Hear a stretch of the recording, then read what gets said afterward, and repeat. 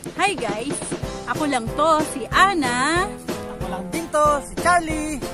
At welcome back sa aming YouTube channel, ang Mag-asawang Gala.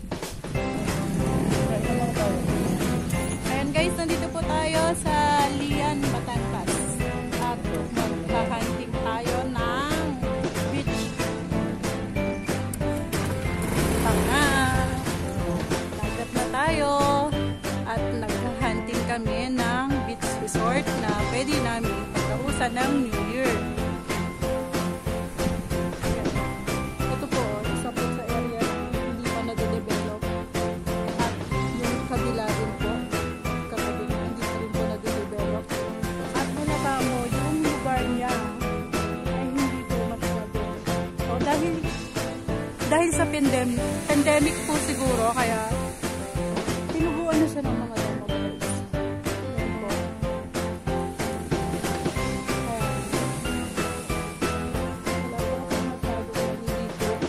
At wala rin masyadong dumadayo dahil nga holiday season. Ito guys, oh, makikita niyo ang lugar, marami pa siyang mga damo. Halata mong hindi siya masyadong matao. At ang dagat po, low tide na siya ngayong panahon na to. Kaya yun o, may bola.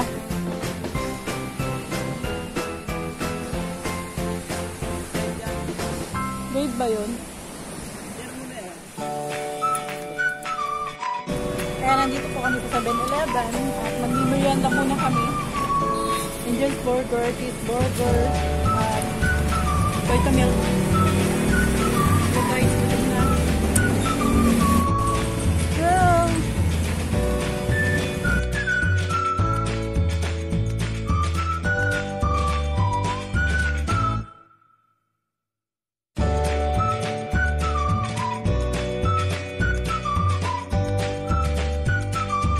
I love San Diego! San Diego naman tayo. Dito pa rin yun sa may Lian.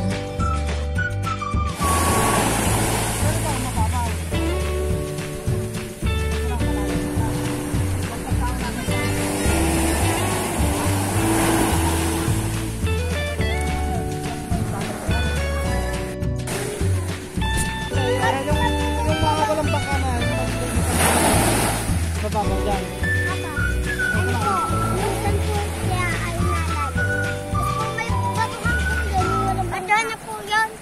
Kaya yung gabi na yan.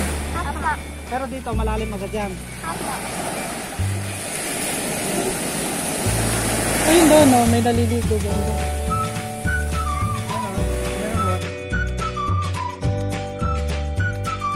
Ayan po guys, nandito tayo sa San Diego, Lian, Batangas. Ito yung sitwasyon ng dagat nila. Walang masyadong naliligo at puro bangka. Bangka na pangingisda. Naka-park sila. Ay sa napagtanungan po natin mga bata kaninang dalawa, sasabihin po natin, malalim na kasi siya, hindi ka mababaw. Kaya kailangan marunong ka talaga ng mga pagkakas.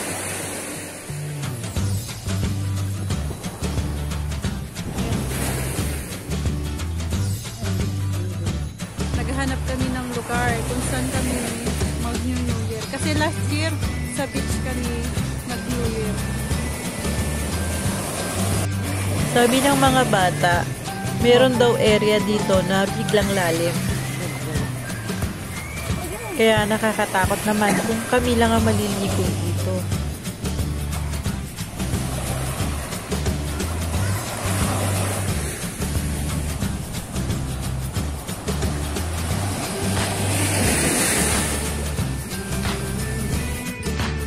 Ang sarap panoorin ng naglalarong mga bata sa dagat, di ba?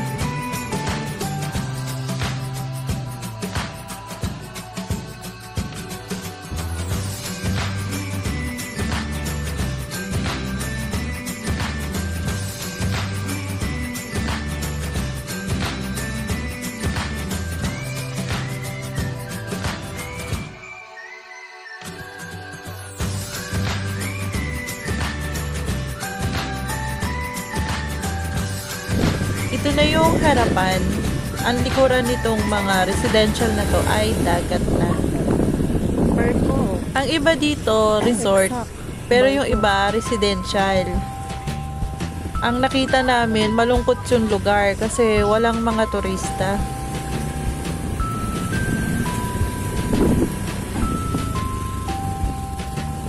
Mga private na yung magagandang area dito. Mga bahay na. Residential.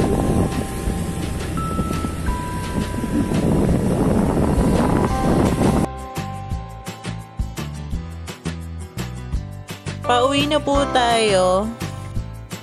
Dahil lang ending, hindi po tayo po pwedeng mag-beach sa New Year.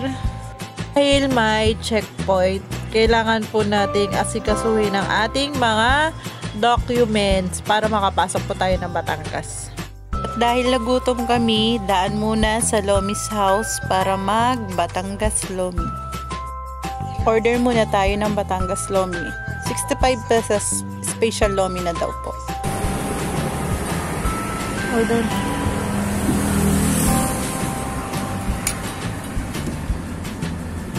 Dahil mahal ang sili, kaya natin ang sili.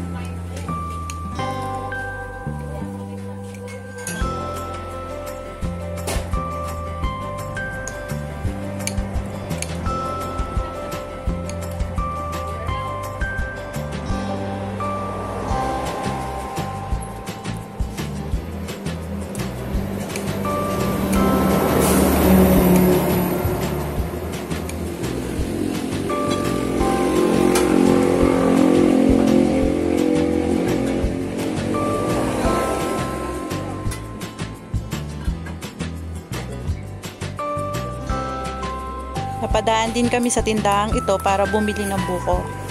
25 pesos ang isa. Sa amin kasi 35 pesos na.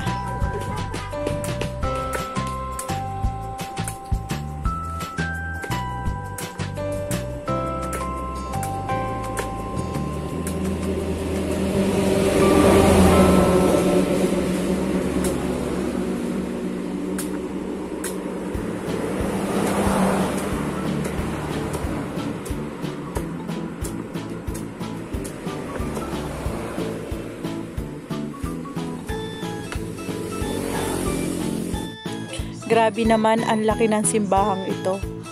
Alae, pagkalaki-laki.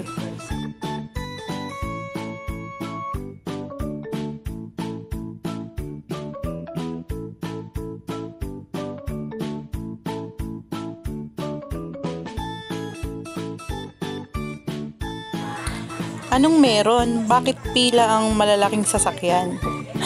Ah, truck van pa pala.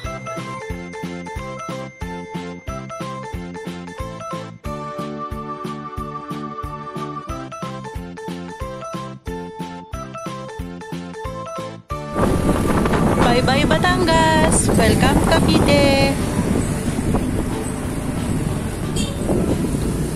Tagaytay na, kaya pagkarami-raming nagtitinda ng baka. Ang ganda, diba? Ito ang Twin Lake ng Tagaytay. Marami ang humihinto rito para kunan ang magagandang view.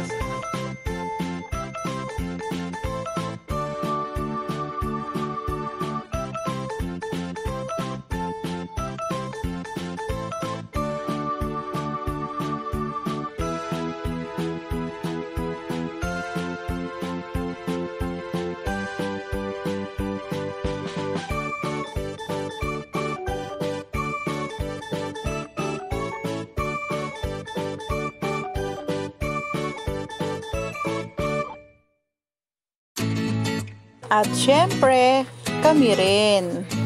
Basta maganda ang view guys, hihinto si Charlie para mag-picture.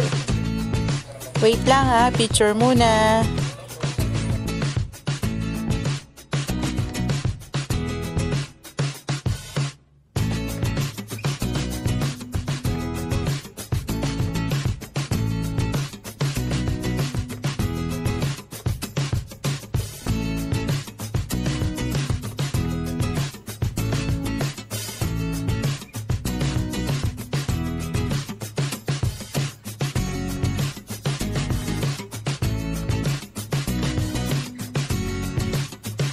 Sadya pong maganda yung lugar na to kaya napakaraming tao.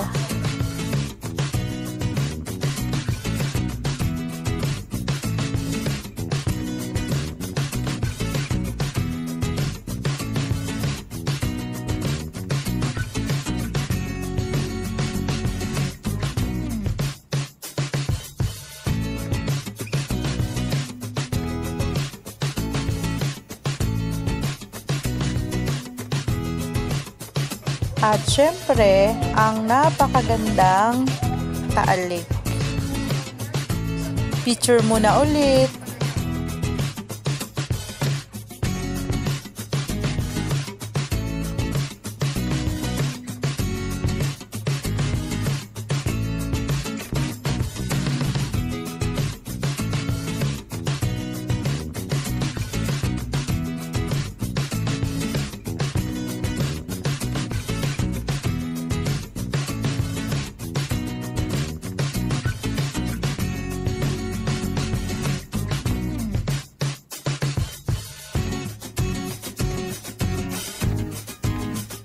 Bahay pala yun. Saan kaya ang daan nun?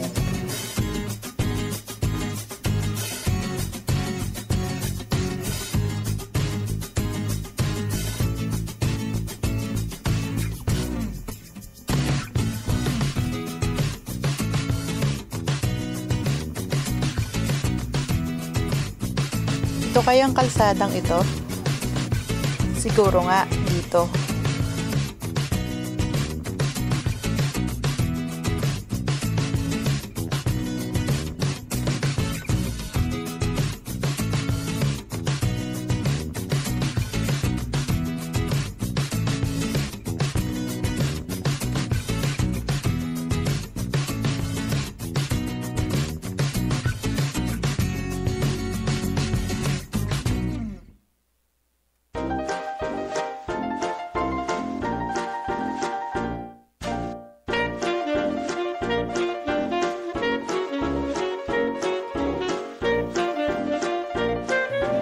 Ayan, tapos na ang ating beach hunting.